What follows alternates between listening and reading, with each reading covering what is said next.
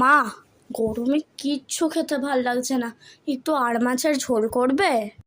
হ্যাঁ ঠিক আছে, করা যেতেই পারে। তাহলে আলু দিয়ে পাতলা ঝোল আর গরম গরম ভাত। তাহলে আমি আজকে বলি মা কিভাবে আর মাছের পাতলা করে ঝোল করলো। প্রথমে মা আর মাছটাকে ভালো করে ধুয়ে পরিষ্কার করে নুন আর হলুদ লাগিয়ে নিয়েছিল।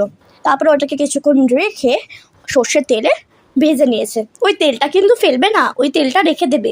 ওই তেলটার মধ্যেই মা শুকনো লঙ্কা, জিরে আর চিনির একটা ফোড়ন দিয়ে দিয়েছে। এখানে মা তারপরে ফোড়নটা দেওয়ার পর ভালো করে পেঁয়াজ কুচি কুচি করে কেটে ওইটাকে ভেজে নিয়েছে। একটু ব্রাউনিশ হয়ে যাওয়ার পরই তারপরে মা লম্বা লম্বা করে আলু কেটে দিয়ে দিয়েছে। এটাকে ভালো করে ভেজে নেবার পর এর মধ্যে টমেটো দিয়ে দিয়েছে। টমেটোটা তোমরা যদি কুচি করতে চাও কুচিও করতে পারো, বা তোমরা লম্বা লম্বাও কেটে নিতে পারো।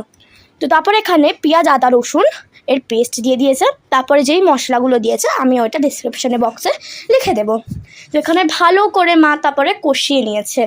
কষিয়ে নেওয়ার পর তার মধ্যে জল দিয়ে দিয়েছে। তোমরা কীরকম জল রাখতে চাও ওই রকম তোমাদের হিসাবে তোমরা জলটা কিন্তু দেবে। এখানে ঝোলটা আমার মা একটু বেশি রেখেছে, তো তাই জন্য এখানে মা জলটা দিয়ে দিয়েছে বেশি করে। তারপরে এখানে মা আর মাছগুলো দিয়ে দিয়েছে। সব আর মাছগুলো দিয়ে দেওয়ার পর মা এটাকে কিছুক্ষণের জন্য রেখে দিয়েছিল।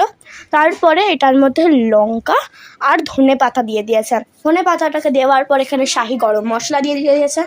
শাহি গরম মশলা দিয়ে দেওয়ার পর ভালো করে নাড়িয়ে নিয়েছে, যাতে ভালো করে লঙ্কা, ধনে পাতা আর শাহি গরম মশলাটা মাছের সাথে মিশে যায়।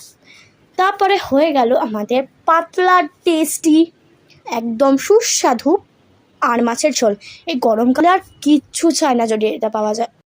তারপরে একটু গরম ভাত, একটা লেবু, একটা আর মাছ আর একটা আলু, এটাকে এবারে ভালো করে মেখে জাস্ট মুখে পড়ার অপেক্ষা। ভালো করে মেখে নেওয়ার পর আমি খেয়ে নিলাম। আর এত সুন্দর খেতে হয়েছিল।